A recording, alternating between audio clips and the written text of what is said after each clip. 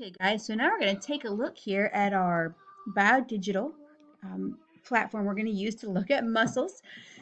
First, let's talk about the muscles of the upper limb. Okay, so I'm going to click on up here, muscles of the upper limb.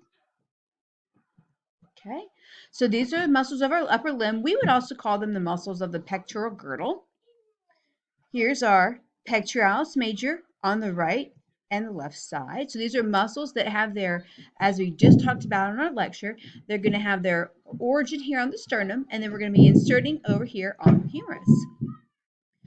If we keep on moving, here's our deltoid. We're going to turn around right here and zoom in. So the deltoid is neat. It's a multi-pennate muscle. So we have the anterior deltoid, the medial deltoid, and the posterior deltoid. Moving on down to the muscles of the arm itself, we have our biceps brachii as a front flexor muscle. And then the antagonist to that is the triceps brachii, which is going to be a three-headed muscle. And we'll zoom in on that. So we take a look here at our triceps brachii. We can see that it has its insertion point here on the elbow. That's how it's going to help us to extend.